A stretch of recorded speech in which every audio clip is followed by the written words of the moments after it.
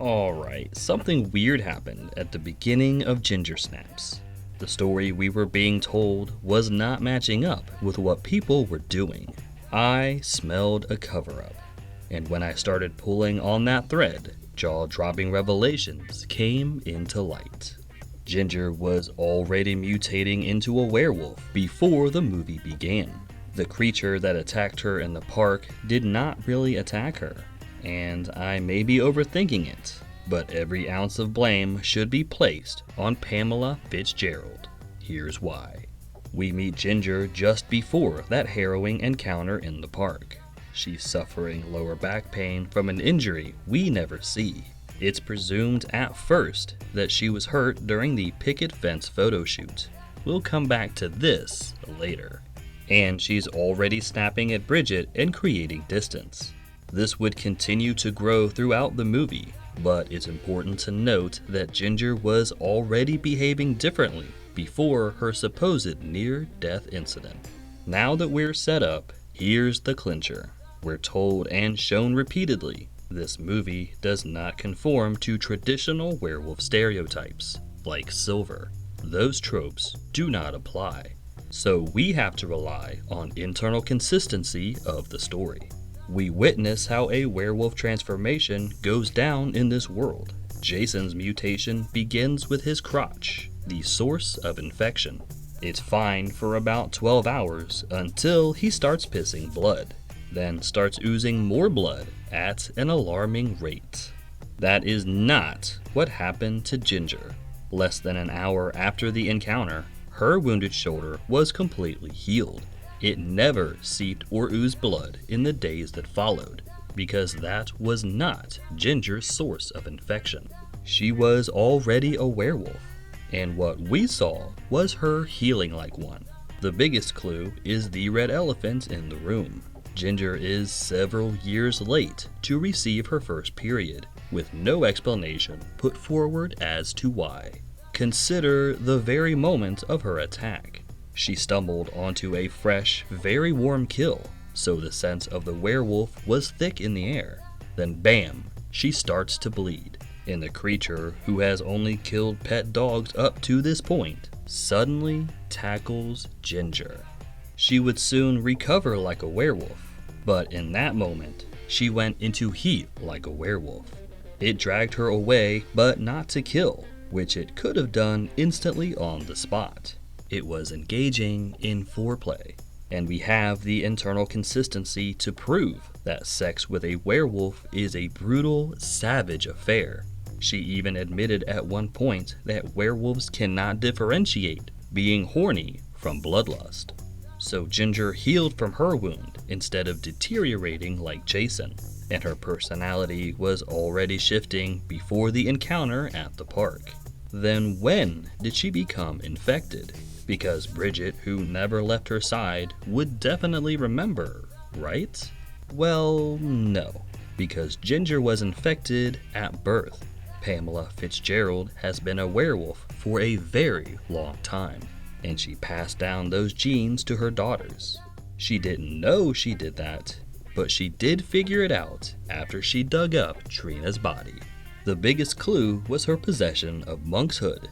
She knew where to easily obtain the perennial plant out of season, and she was adorably excited to replenish the stash.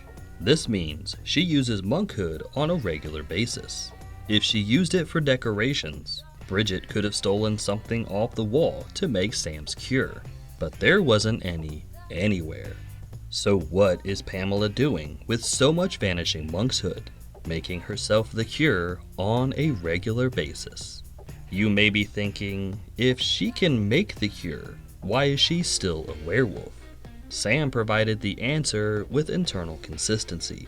There was no way for him to calculate a proper dosage, missing critical health information on Ginger, so making the cure too powerful could kill her.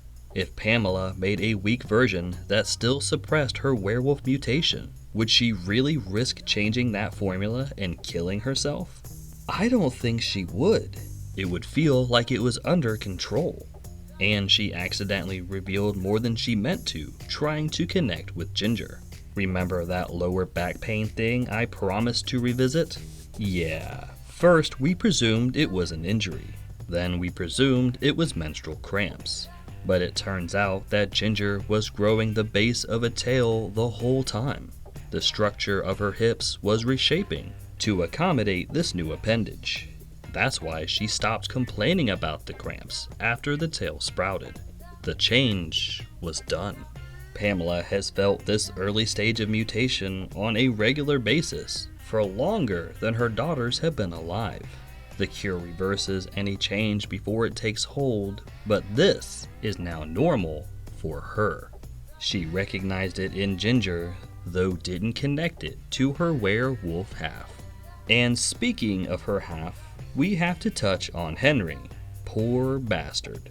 Internal consistency proves that sex with a werewolf is a brutal, savage affair, and it results with infection. When Pamela mentions quote-unquote counseling, Henry's frightened expression says it all. They have painfully wild sex on agreed-upon nights. Then she injects him with his own dosage of the cure, which presumably is strong enough to cure him, because otherwise they'd have werewolf on werewolf sex. If he was so animalistic as to still be infected, counseling would be his favorite night of the month. But no, his cure works perfectly.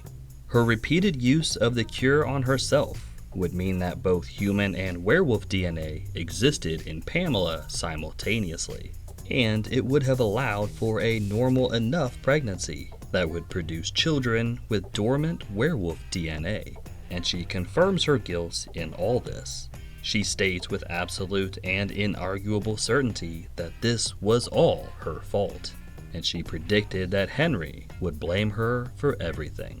Now we fully understand the scope of that confession.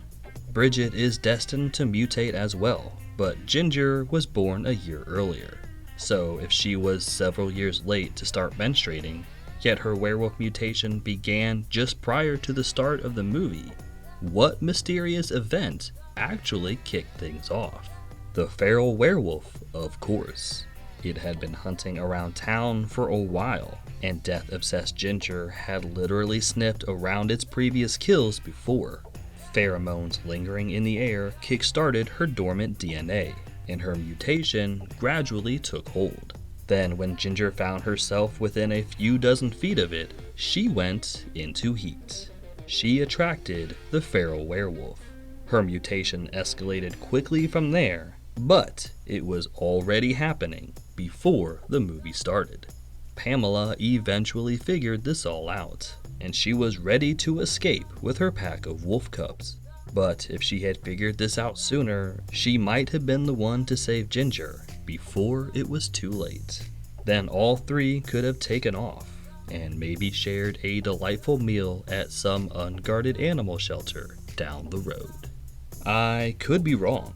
Maybe I'm just overthinking it. Maybe Ginger's original back pain really was just cramps, and maybe Pamela merely sold the Monkshood decorations like a self-sustaining hobby. But I kinda like my theory better, so I'm rolling with it. Until next time, keep reading between them lines. Hey, are you subscribed?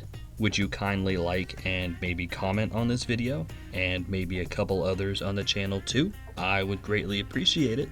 Thank you so much for your time.